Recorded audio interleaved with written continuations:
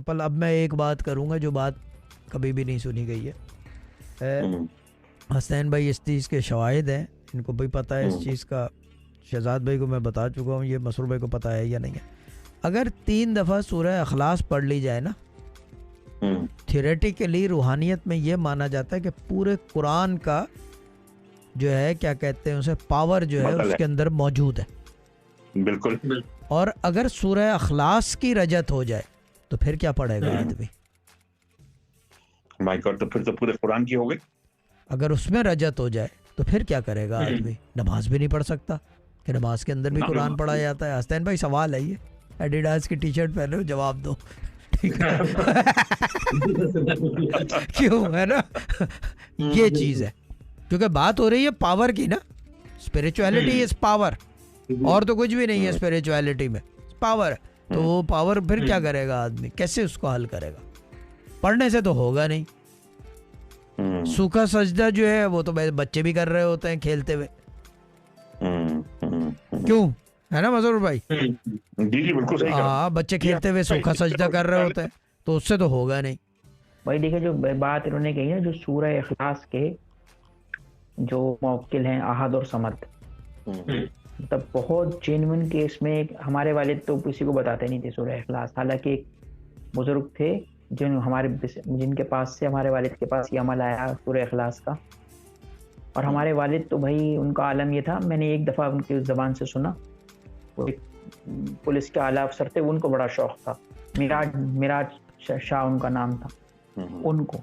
تو با موکل ان کو ہمارے والد نے یہ سورہ اخلاص بتائی کہ اگر ان کو شوق ہے پڑھنے کا تو اس طرح پڑھ کے دیکھو سورہ اخلاص. تو دیکھیں مسئلہ اس میں یہ ہوتا ہے کہ احد اور صمد کی طاقت اپنی ہوتی ہے, تو اس میں جو سب سے زیادہ خطرہ یہ ہوتا ہے کہ انسان پاگل ہوگا ہی ہوگا. ہاں اس کے اندر ڈر ہوتا ہے پاگل ہونے کا, پاگل پن کا ڈر ہے. مطلب وہ سارے فیوز اڑا دے گا. یہ خالی حاضر نہیں, یہ ظاہر موکل بھی ہے, کیونکہ نام کے ڈائریکٹ ہے نا یہ, اور تکرار میں ہے, وحدانیت میں ہے, اور یہ بڑا ایک عجیب اس کی ایک سٹوری ہے سورہ اخلاص کی. خیر آپ بات کرو, بولو چلو.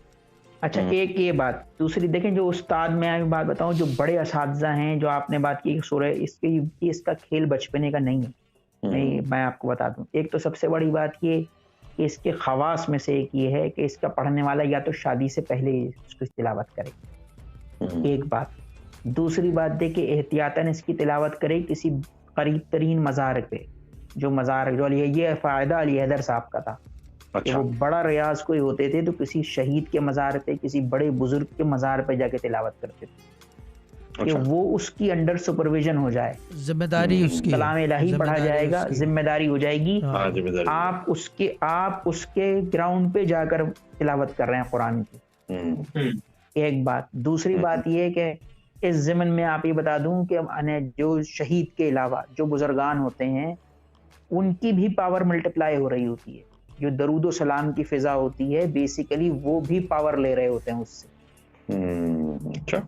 عام کیفیت میں اگر مر گئے ہیں اور شہید نہیں ہیں, وہ نہیں ہیں, تو وہ بھی اس قرآن سے جو وہاں پڑھا جا رہا ہے, درود و سلام وہاں ہو رہا ہے, اس سے ان کی پاور بھی ملٹیپلائی ہو رہی ہے. اچھا ٹھیک ہے. اچھا پڑھا جا رہا ہے جو صاحب مزار ہے وہاں پہ, ٹھیک. اس لیے تو یہ ہوتا ہے کہ جیسے جلالی وظیفہ کہلاتا ہے, کیونکہ اس میں احد اور صمد آ کے مجسم کھڑے ہو جاتے ہیں سامنے, وہ بولتے ہیں کہ وہ والی کیفیت ہوتی ہے, کیا حکم ہے میرے آقا. اور جمالی جلالی پرہیز وریز تو سب اس میں پورا چلتا ہے. تو اس میں عموماً شادی شدہ لوگ یہ وظیفہ نہیں کرتے. ہاں یہ پورے قرآن کی طاقت رکھتا ہے. اب اس کے اندر بہت ساری چیزیں کور ہوتی ہیں کہ اگر یہ بولا جائے کہ جی سورہ اخلاص کی رجت ختم ہو جاتی ہے تو یا لطیفوں کی بھی اس سے ختم ہو جاتی ہے.